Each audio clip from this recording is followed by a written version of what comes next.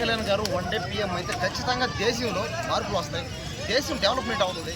ఎందుకంటే ఆయన ఇప్పుడు డిప్యూటీ సీఎంగా ఉన్నా లేకపోయినా ఆయన తగినంత వరకు ఆయన దగ్గర స్తోమతలు ఖచ్చితంగా సహాయం చేస్తాడు. ఆయన పేదవాళ్ళు ఎవరైనా పోయి అన్న మాకు సాయం కావాలన్నా మా పరిస్థితి బాగాలేదంటే ఖచ్చితంగా సహాయం చేస్తాడు. కాబట్టి ఖచ్చితంగా ఆయన వన్ డే పీఎంఏ కాదు, ఆయన ఉన్నన్ని రోజులు పీఎంగానైతే ఇంకొద్దిగా దేశం బాగుపడుతుంది అనమాట. ఏ అమెరికాలో జపాన్లో కూడా ట్రై చేస్తాడు అనమాట. అతను అంటే డెవలప్మెంట్ అవ్వాలి, దేశంలో పేదరికం లేకుండా అవడానికి. కాబట్టి ఖచ్చితంగా ఆయన పీఎం అయితే ఖచ్చితంగా దేశంలో మార్పులు వస్తాయి, ఖచ్చితంగా దేశం డెవలప్మెంట్ అవుతుంది. మోడీ మించిపోతారంట ఖచ్చితంగా, ఎందుకంటే చేస్తాడు, ప్రయత్నం చేస్తాడు కదా.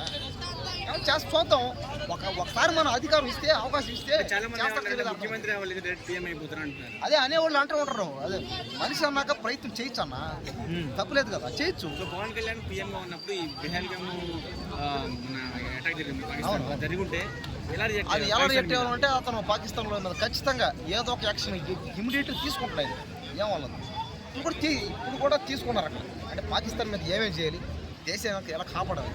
కాబట్టి పవన్ కళ్యాణ్ గారు పీఎం అయితే ఖచ్చితంగా చాలా బాగుంటుంది, ప్రయత్నం చేయాలి, తప్పు లేదనమాట.